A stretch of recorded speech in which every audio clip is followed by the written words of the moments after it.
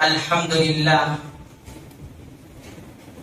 لله الذي نحمده ونستعينه ونستغفره ونؤمن به ونتوكل عليه ونعوذ بالله من شرور أنفسنا ومن سيئات أعمالنا من يهده الله فلا مضل له ومن يضلله فلا هادي له ونشهد أن لا إله إلا الله وحده لا شريك له ونشهد أن سيدنا ونبينا ومولانا محمدا عبد الله ورسوله الذي أرسل بالحق بشيرا ونذيرا. أما بعد فقد قال سبحانه وتعالى في كلامه المجيد فأعوذ بالله من الشيطان الرجيم بسم الله الرحمن الرحيم.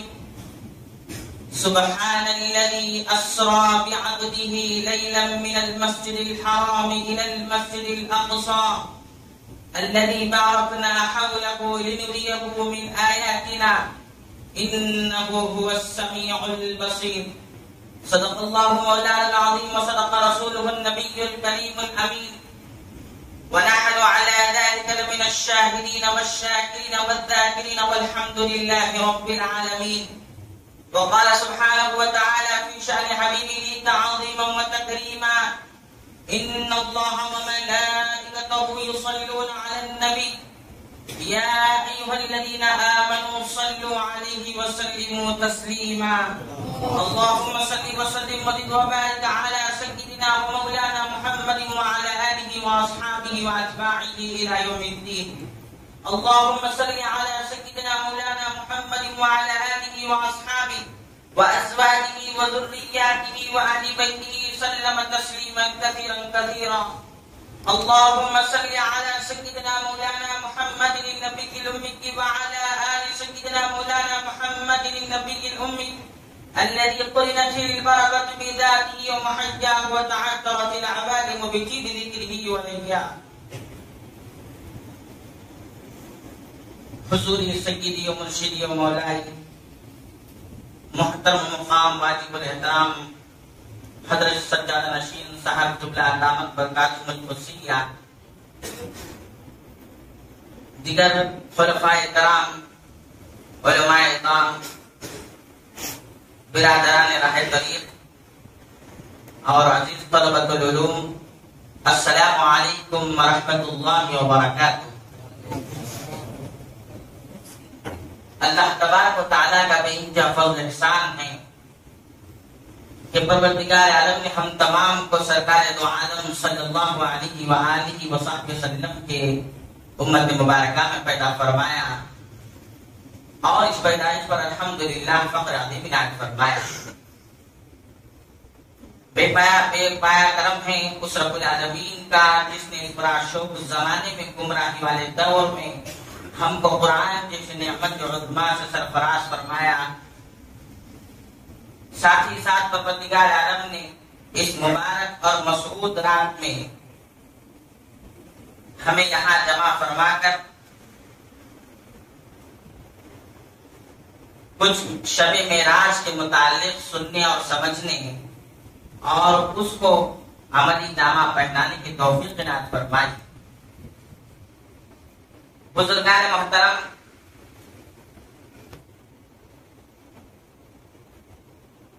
اللہ رب العزت جو شب اسرا کی داستان کو سناتا ہے تو اس کی ابتدا سبحان الذی سے کر رہا ہے. سبحان کا مطلب ہے پاک ہے وہ ذات. وہ کیسی پاکی ہے جو اللہ تبارک و تعالی مراد لے رہا ہے. ہمارے درمیان جو نجاست سے جو پاکی مراد دی جاتی ہے قرآن اس کو طہارت کہتا ہے. اور پھر اسی طرح جو قلب کی گندگی ہوتی ہے، حسد، کینہ، بغض، فخر، ان تمام برائیوں کو جو قلبی امراض ہوتے ہیں اس کی پاکی کو قرآن تزکیہ کہتا ہے۔ اللہ تبارک و تعالی سبحان کا لفظ یہاں پر لا کر ایک ایسی پاکی مراد لے رہا ہے، یعنی مطلب مخلوق کے تمام نقص و زوال سے پاک، جیسا کہ آپ ہم سب جانتے ہیں، ہم بھی دیکھ رہے ہیں، اللہ بھی دیکھ رہا ہے، ہم بھی سنتے ہیں، اللہ بھی سنتا ہے، ہم بھی کرتے ہیں، اللہ بھی کرتا ہے۔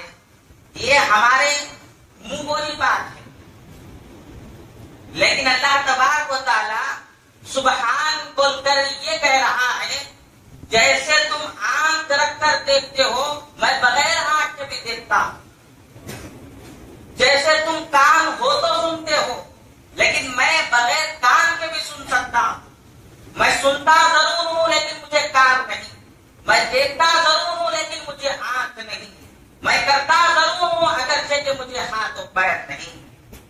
یعنی اللہ تبارک و تعالی مخلوق کے تمام حوادث، تمام نقص و زوال سے پاکی اپنی بیان کر رہا ہے۔ اے لوگوں، اے مخلوق، تمہیں جو بھی کرنا ہوتا ہے تو کسی چیز کا سہارا لینا پڑتا ہے، میں ایسا پاک ہوں، میری ذات ایسی پاک ہے، مجھے کسی اسباب کی ضرورت نہیں، مجھے کسی چیز کی ضرورت نہیں، میں بغیر چیز کے، بغیر اسباب کے میں اپنے قدرت کاملہ سے ہر شے کو کر کے دکھاتا ہوں۔ اسی لیے واقعے سے پہلے سبحان کا لفظ استعمال کر کے بدلا رہا ہے کہ ایک بندے بے مثال ایک فرش زمین سے لے کر عرش بری تک کیسے جا سکتا ہے؟ تو فرمایا اللہ تبارک و تعالیٰ نے جب لے جانے والا سبحان جیسی ہستی ہو تو کیا مشکل اور کیا بعید ہے کہ یہ بندے بے مثال عرش بری، عرش سے چھوڑ کر اپنے فرش کو چھوڑ کر عرش بری پر کیوں نہ جائے؟ بزرگان محترم، میں اپنی بات کو بہت ہی مختصر کرنا چاہتا ہوں۔ اب یہ سبحان کے فیض کو کیسا لینا چاہیے؟ اللہ تو ایسے پاک ہے جیسے ہمارے صفات سے بھی اللہ پاک ہے۔ سبحان اللہ عما یصفون قرآن کہہ رہا ہے، یعنی وہ ذات ایسی پاک ہے جو تم بیان کرتے ہو اس بیان سے بھی وہ ذات باہر ہے۔ اللہ تبارک و تعالیٰ اپنی ایسی پاکی جب بیان کر رہا ہے تو ایسی پاکی کا فیض لینے کے لیے بندے کو کیا کرنا چاہیے؟ اللہ تبارک و تعالیٰ اس کا اشارہ دے رہا ہے، سبحان الذی اسری بعبدہ، فرما رہا ہے میں جب سبحان ہوں تو اگر تم میری پاکی کا کچھ فیض لینا چاہتے ہو تو تمہیں بندہ بننا پڑے گا، عبد کامل بننا پڑے گا، عبد مومن بننا پڑے گا، عبد بننا پڑے گا، بندہ بننا پڑے گا۔ جب تم بندہ بنو گے تو سبحان کے کچھ فیض کو اٹھا سکتے۔ بزرگان محترم، اللہ کے رسول صلی اللہ علیہ وسلم جب عرش بری پر پہنچے، اللہ تبارک و تعالیٰ سے گفتگو فرمائی، کلام فرمایا، تو دستور ہے اللہ تبارک و تعالیٰ نے پوچھا، اے محبوب صلی اللہ علیہ وسلم، آج تم میرے مہمان ہو، اور مہمان کا دستور یہ ہوتا ہے آتے ہوئے میزبان کو کچھ تحفے تحائف پیش کرتا ہے اور بتلاؤ آپ میرے لیے کیا لائے، آج میرے لیے تم کیا لائے ہو؟ اللہ کے رسول صلی اللہ علیہ وسلم نے فرمایا، مولا عالم، میں آپ کے حضور کیا تحفہ پیش کروں، کیا تحفہ میں پیش کروں؟ کائنات کی کون سی چیز پر میں ہاتھ رکھتا ہوں تو ایسے معلوم ہوتا ہے وہ ساری چیزیں تیری۔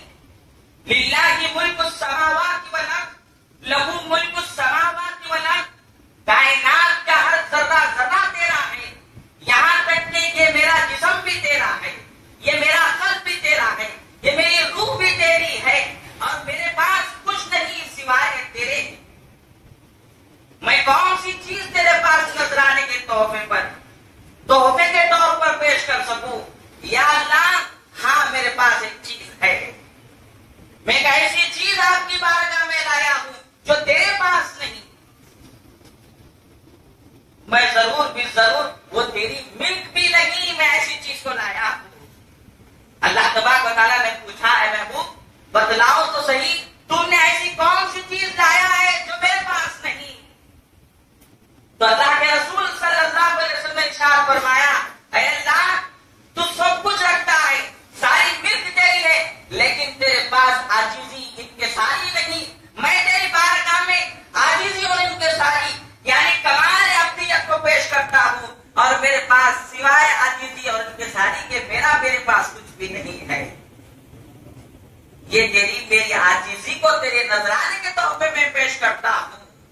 یا اللہ عاجز تو نہیں ہے، تو قدرت کاملہ کا رکھنے والا ہے، اور میں سراپا عاجز ہوں، میرے پاس کوئی قدرت کی نشانی نہیں، اور جو کچھ میرے اندر ہے وہ تو تیری قدرت کے نشانیاں ہیں۔ اور اللہ کے پاس سب کچھ ہے، عاجزی اور انکساری نہیں۔ اور یہ اللہ کی چادر ہے۔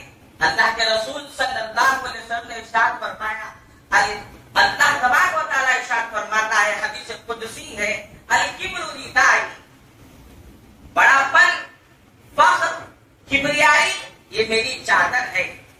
من لبسہ دخلتہ ناری، جو اس فخر کو، جو کبریائی کو، جو بڑپن کو جو اختیار کرتا ہے میں اس کو جہنم میں داخل کر دوں گا۔ یہ میری چادر ہے، میرے علاوہ کوئی اور اوڑھ نہیں سکتا۔ جب بندہ عاجز کا نام ہے، اگر یہ بندہ عاجز ہوتے ہوئے اللہ کے کبر کو، اللہ کی صفت کو اختیار کر لے تو اللہ یہی ناراض ہوتا ہے۔ بزرگان محترم ہمیں سمجھنا چاہیے یہ سارے معراج کا خلاصہ ہے۔ اللہ کے رسول صلی اللہ علیہ وسلم وہی فرماتے ہیں اے اللہ میرے پاس سوائے عاجزی اور انکساری کے میرے پاس کچھ بھی نہیں۔ حضرت یوسف علیہ السلام راستے سے گزر رہے تھے، ان کے پرانے ساتھی سے ان کی ملاقات،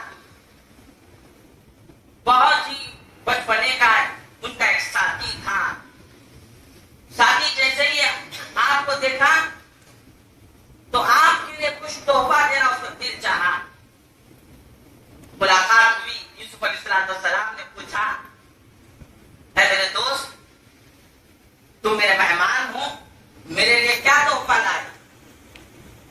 اس نے کہا اے نبی اللہ میرے ساتھی میں آپ کے لیے کیا تحفہ پیش کروں؟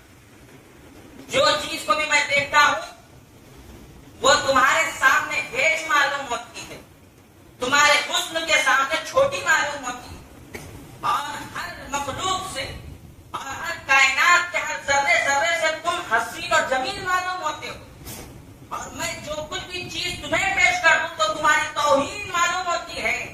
اسی لیے میں نے کچھ تحفہ آپ کے لیے نہیں لایا ہوں تو ایک تحفہ ضرور لایا۔ یہ کہہ کر آئینہ اپنے جانب سے نکالتے ہیں اور تحفے میں دیتے ہیں اور کہتے ہیں اے یوسف علیہ السلام تم اس آئینے کو رکھ لو، یہ میرے جانب سے تحفہ ہے، تمہارے سے زیادہ کائنات میں کوئی حسین نہیں، تم اپنے چہرے ہی کے دفتر، تم اپنے چہرے ہی کو دیکھ لو، تمہارے سے زیادہ کوئی حسین نہیں۔ یہی مثال سرکار دو عالم صلی اللہ علیہ وسلم نے عرش معلیٰ پر دی اور کہا التحیات للہ والصلوات والطیبات السلام علیک ایھا النبی ورحمۃ اللہ وبرکاتہ السلام علینا وعلی عباد اللہ الصالحین۔ اللہ کے رسول صلی اللہ علیہ وسلم اپنے دونوں ہاتھوں کو اٹھا کر بدلا دیا، میرے پاس جو کچھ بھی مالی عبادتیں، بدنی عبادتیں، جو کچھ عبادتیں اور ریاضتیں ہیں یہ اللہ یہ تیرے ہیں، میرا کچھ بھی نہیں، میں صرف ایک عاجز بندہ ہوں، میری ایک تمنا ضرور ہے۔ اللہ تبارک و تعالیٰ نے پوچھا کہ اے محبوب تمہاری تمنا کیا ہے، آپ کی خواہش کیا ہے؟ میں نے فلاں نبی کو فلاں مرتبے اور مقامات دیے، تم کو کیا چاہت ہے؟ اللہ کے رسول صلی اللہ علیہ وسلم نے ارشاد فرمایا یا اللہ میری ایک ہی تمنا ہے کہ میری تمنا یہ ہے کہ تم مجھے ایک مرتبہ یا اللہ آپ مجھے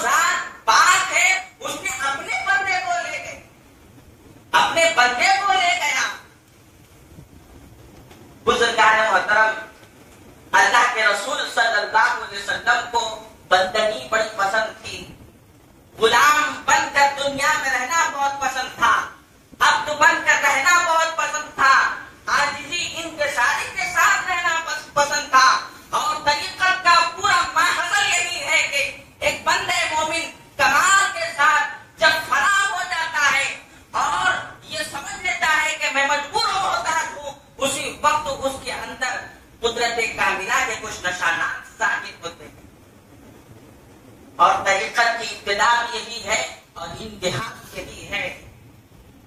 چنانچہ اللہ کے رسول صلی اللہ علیہ وسلم کے پاس جب کبھی بھی کوئی جو ہے صحابیہ اپنے بچے کو لے کے آتی اور کہتی یا رسول اللہ اس کا نام رکھیں، تو آپ صلی اللہ علیہ وسلم نے عبداللہ کہہ کر رکھا، اللہ کا بندہ۔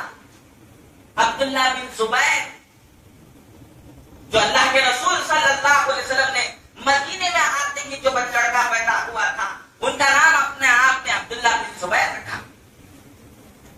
اللہ کے رسول کو اللہ کا بندہ بہت پسند تھا، یہ پکارنا بھی پسند تھا اور ایسا بننا بھی بڑا پسند تھا، اور یہی آج بھی ان کے سارے کا اختیار کرنا ہی ایمان ہے۔ اگر یہ نہ ہو تو ایمان سے خالی ہے۔ چنانچہ اللہ کے رسول صلی اللہ علیہ وسلم ایک مرتبہ امہات المومنین کے حضرت حفصہ رضی اللہ عنہ کے گھر میں داخل ہوئے، ان کے پاس باری تھی۔ جیسے ہی آپ داخل ہوئے، حضرت حفصہ رضی اللہ تعالیٰ عنہ آپ کے لیے ڈائننگ ٹیبل کا انتظام کیا کھانے کے۔ اللہ کے رسول نے دیکھا کہ کھانا میں کرسی پر بیٹھ کر کھا، یہ دیکھا، دیکھتے فرمایا اے حفصہ، کیا میں اوپر بیٹھ کر اللہ کا رزق کھاؤں؟ میں اللہ کا بندہ ہوں، میں زمین پر بیٹھ کر عاجزی اور انکساری کے ساتھ کھانے کو پسند کرتا ہوں۔ یہ کہہ کر آپ نے دسترخوان کو نیچے بچھا دیا اور نیچے بیٹھ کر کھانا کھایا۔ بزرگان محترم، یہی نہیں، اللہ کے رسول صلی اللہ علیہ وسلم کو عاجزی اور انکساری اتنی پسند تھی، اس سے بڑھ کر کوئی اور چیز پسند نہیں تھی۔ آپ ہمیشہ، چنانچہ روایتوں میں بات آتی ہے کہ جب کوئی نیا شخص داخل ہوتا تھا، صحابہ کی جھرمٹ میں دیکھتا تھا، جھرمٹ کو دیکھتا تھا تو اسے پہچاننا مشکل ہو جاتا تھا کہ اس میں آخر الزمان نبی کون ہے؟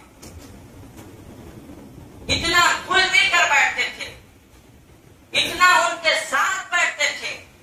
اور اس میں ایک بات یہ بھی ہے کہ صحابہ اکرام اپنے نبی کی اطاعت میں ہو بہو ویسے ہی چال کو اختیار کرتے تھے، اسی لیے پہچان آنے والے کو مشکل ہو جاتا تھا کہ اس میں نبی کون۔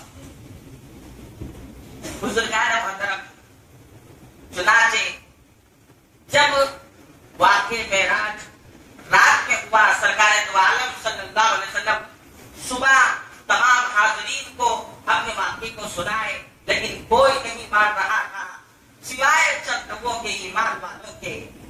جب کوئی نہیں مان رہا تھا، سرکار دو عالم صلی اللہ علیہ وسلم اپنے گھر کو واپس ہو رہے تھے، راستے میں ایک خاتون کو دیکھتے ہیں، وہ زار و خطار رو رہی ہے۔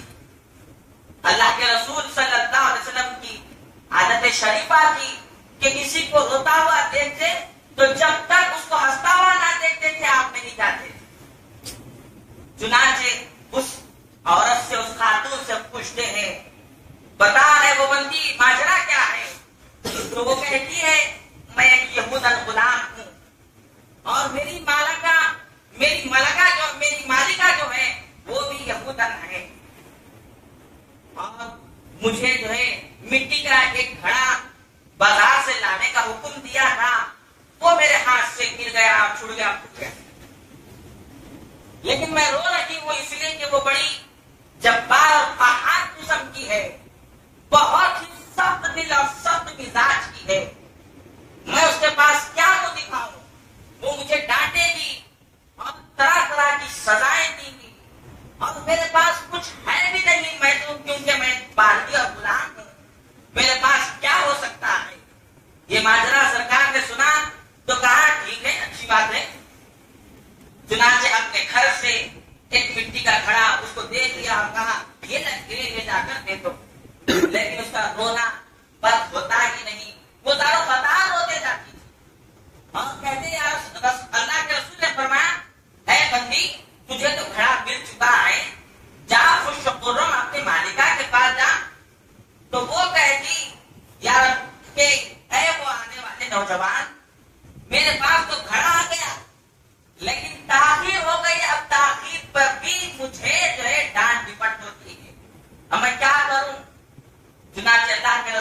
صلی اللہ علیہ وسلم نے ارشاد فرمایا ٹھیک ہے اچھی بات ہے میں تمہاری سفارش کروں گا، یہ کہہ کر وہ گھڑا اپنے کاندھے پر اٹھا لیتے ہیں اور اس کے مالکہ کے گھر پر پہنچتے ہیں۔ دستک دی جاتی ہے، دروازہ کھلتا ہے، وہ یہودن جو مالکہ ہے وہ کھولتے ہی دیکھتی ہے کہ ایک نوجوان سوپرو بڑا حسین و جمیل گھڑا پکڑا ہوا اپنے کاندھے پر اٹھایا ہوا ہے اور اس کے ساتھ اس کی باندھی ہے، تو کہتی ہے یقیناً آپ آخر الزمان پیغمبر ہیں، یقیناً آپ آخر الزمان پیغمبر ہیں۔ آپ یہ بتاؤ کہ کل رات کیا تمہیں اللہ تبارک و تعالیٰ نے امام الانبیاء کا مقام دیا تھا؟ کل رات تمہیں اللہ تبارک و تعالیٰ نے جنت اور جہنم کی سیر کرائی تھی، اب تم یہ بتاؤ کہ اللہ تبارک و تعالیٰ نے تمہیں سات آسمان کی سیر کرائی تھی، اب یہ بتاؤ اللہ تبارک و تعالیٰ نے تمہیں اپنے حضوری میں بلایا تھا، تو اللہ کے رسول نے فرمایا اے وہ بندی تجھے کیسا معلوم ہوا جبکہ میرے خاندان کے لوگ انکار کر رہے ہیں، میرے دوست احباب انکار کر رہے ہیں سوائے چند لوگوں کے، تجھے کیسے معلوم ہوا جبکہ میں تیرے سامنے اظہار بھی نہیں کیا تھا؟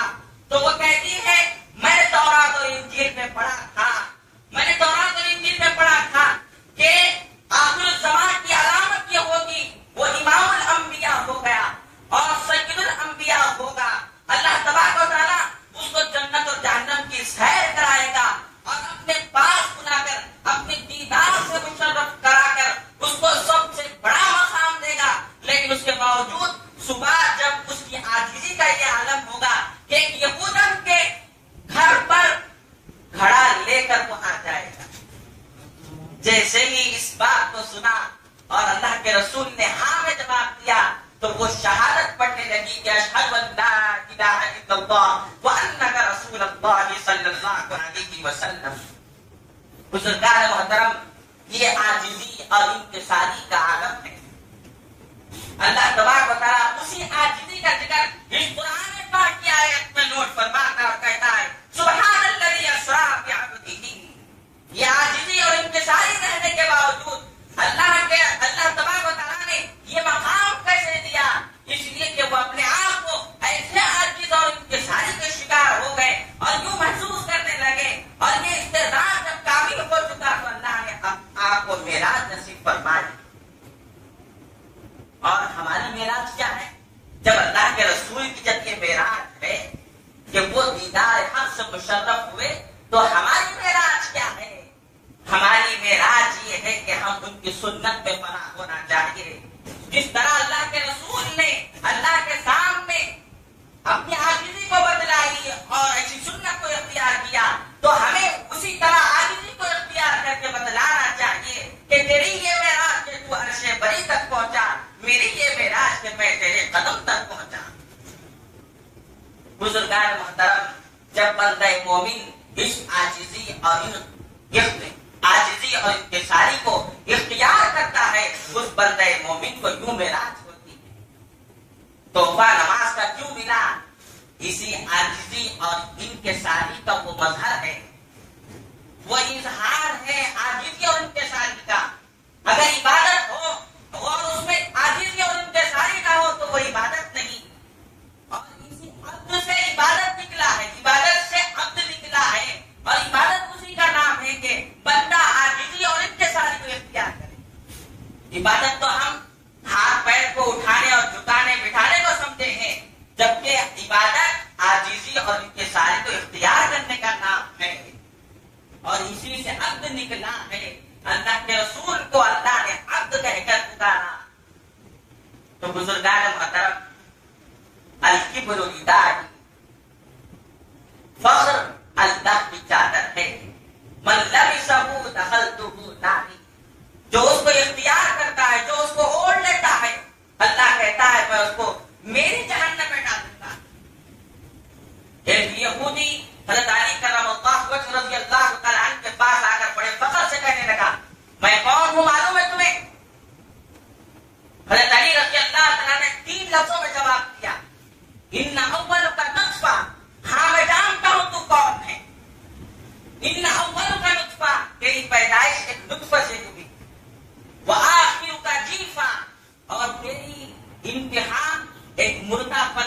علاوہ کوئی اور نہیں. وَبَيْنَهُمَا تَحْمِلُ الْعَذِرَةَ. تیسرا جواب یہ ہے فرمایا اور یہ موت و حیات کی کشمکش میں مابین تو کیا کر رہا ہے؟ نجاست کی تھیلی کو اپنے پیٹ میں لیے ہوئے پھر رہا ہے. اس کے علاوہ تیرے پاس کیا؟ بزرگان محترم انسان کے پاس کیا چیز ہے؟ اب دیکھیے صرف 48 یا 38 گھنٹوں میں 109 بار زلزلے کی جھٹکے آئے. کوئی انسان کیا کچھ کر کسی کو بچا سکا ہے؟ کوئی نہیں بچا سکے. ملک شام اور ترک میں کیا ہو رہا ہے ہم سب جانتے ہیں. نہ معلوم وہ گھڑیاں ہم پر بھی آ سکتی. ہم کرونا وائرس سے بھی دو چار ہوئے ہیں. ہم ہزاروں مصیبتوں اور پریشانیوں سے دو چار ہو رہے ہیں، لیکن ہمیں کوئی حل نہیں مل رہا ہے. آخر ان چیزوں کا حل کیا ہے؟ ان چیزوں کا حل یہی ہے کہ انسان اپنی حقیقت کو پہچانے کہ انسان ہے کیا اور مولا عالم کیا ہے.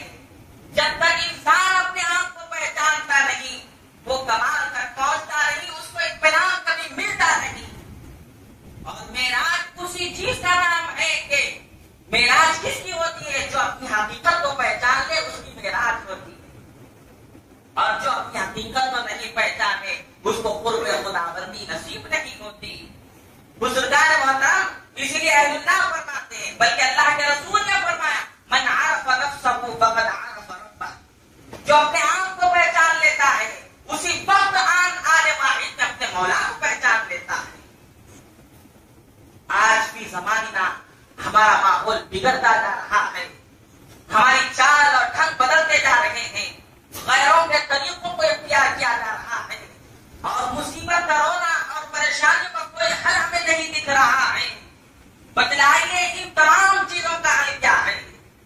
آخر ہم اس مصیبت سے کیسے چھٹکارا پائیں گے؟ کیا ہمارے پاس آج تک کوئی منزل ہے یا نہیں ہے؟ کیا ہم مرنے والے ہیں یا نہیں ہیں؟ اگر انسان کو اس کی اطلاع ہو جائے کہ کل میری موت ہے تو وہ کیا تیاری کرتا ہے؟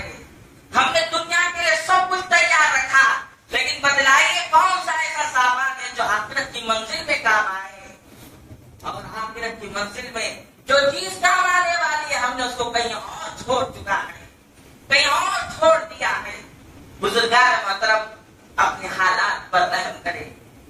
اور یہ واقعہ معراج بہت ہی عبرت، بہت ہی نصیحت کا موقع ہے. اور یہ واقعہ معراج بتا کر اللہ تبارک و تعالیٰ ہزاروں نصیحتیں کرنا چاہتا ہے اور ہزاروں چیزوں کو بتلانا چاہتا ہے، لیکن تفصیل کی طرف ہم جائے بغیر جو ہم نے بات آپ کے سامنے رکھی ہے، اللہ تبارک و تعالیٰ ہم سب کو نیک عمل کی توفیق عنایت فرمائے، ہمارے حال پر لطف و کرم فرمائے. یا العالمین ہمارے شیخ کو عمر اقبال ترقی اور نصیب فرما دے. یا العالمین آپ کو صحت کاملہ عاجلہ مستفیدہ عنایت فرما. عالم کے مسلمانوں کو سکون قلب دے، بٹی ویراؤں کو سیدھی راہ پر لا، ٹوٹے ہوئے قلوب کو جوڑ دے. مسلمانوں کی جان، مال، عزت، آبرو کی تو حفاظت فرما. دشمنان دین کو نیست و نابود فرما. مسلمانوں کو غلبہ عنایت فرما. تو مسلمانوں کی مدد کرتا ہے. محمد رسول اللہ صلی اللہ علیہ وسلم فرمایا، فرمان رسول کا تجھے واسطہ، نسبت رسول کا تجھے واسطہ، تیری غنا اور لطف و کرم کا تجھے واسطہ، ہماری عزت و انکساری کا تجھے واسطہ. یہ وقت رحم کر آسمان کی بلاؤں سے، وبائی امراض سے، کافروں کے نرغے سے، حاسدوں کے حسد سے، ظالموں کے ظلم سے، اعداء کی نظروں سے تو امت محمدیہ کی محفوظ فرما دے، معمول فرما دے. امت محمدیہ کو بخش دے. ہماری دعاؤں کو سرکار کے صدقے میں اور پیر علیہ السلام کے وسیلے سے قبول فرما. وصلی وسلم وبارک علی سیدنا محمد وعلی آلہ وصحبہ اجمعین والحمد للہ رب العالمین وما علینا الا البلاغ.